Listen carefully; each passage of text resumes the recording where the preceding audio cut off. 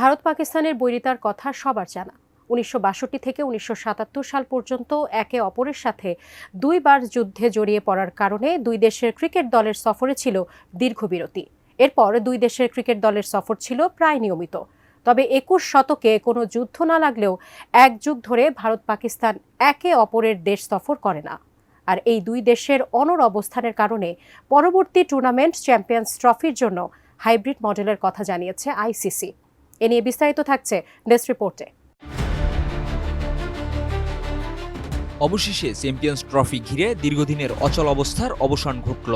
আন্তর্জাতিক cricket council ICC নিশ্চিত করেছে চ্যাম্পিয়ন্স ট্রফি এবার হাইব্রিড মডেলে অনুষ্ঠিত হবে, অর্থাৎ ভারত এবং পাকিস্তান নিজেদের ভেন্যুতে সরাসরি ম্যাচ খেলবে না, বরং নিরপেক্ষ ভেন্যুতে খেলবে। বৃহস্পতিবার ১৯ ডিসেম্বর এক সংবাদ বিজ্ঞপ্তিতে আইসিসি জানিয়েছে ২০২৪ থেকে ২০২৭ চক্রের সব আইসিসি টুর্নামেন্টে এই হাইব্রিড মডেল কার্যকর থাকবে। এর প্রথম উদাহরণ হবে ২০২৫ সালের চ্যাম্পিয়ন্স ট্রফি, যা পাকিস্তান ক্রিকেট বোর্ড কর্তৃক আয়োজিত।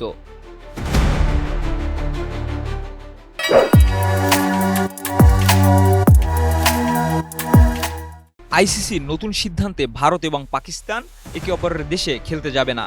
ভারতের এমন সিদ্ধান্তের পর পাকিস্তান জানিয়ে দেয় তারা ভারতে খেলার জন্য যাবে না। এই দুই দেশের মধ্যে টানাপোড়েনের কারণে চ্যাম্পিয়ন্স ট্রফির সূচি ঘোষণা করা ছিল অনিশ্চিত, যা নভেম্বরের দ্বিতীয় সপ্তাহে প্রকাশ হওয়ার কথা ছিল। এদিকে পাকিস্তান ক্রিকেট বোর্ড ভারতের চাওয়া অনুযায়ী হাইব্রিড মডেল মেনে নিতে কিছু শর্ত দিয়েছে।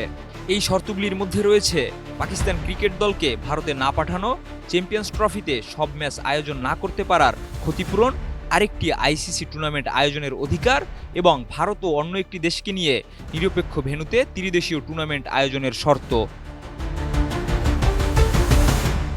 আইসিসির সংবাদ বিজ্ঞপ্তিতে জানানো হয়েছে আগামী ৪টি আইসিসি ইভেন্টে ভারত ও পাকিস্তান একে অপরের দেশে যাবে না।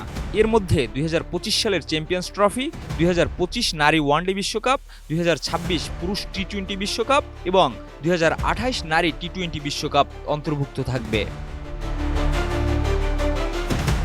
চ্যাম্পিয়ন্স ট্রফি ও অন্যান্য টুর্নামেন্টের জন্য নিরপেক্ষ ভেন্যুর বিষয়টি এখনও চূড়ান্ত হয়নি, তবে সংযুক্ত আরব আমিরাতের নাম আলোচনায় রয়েছে এবং শ্রীলঙ্কাতেও ম্যাচ হওয়ার সম্ভাবনা রয়েছে।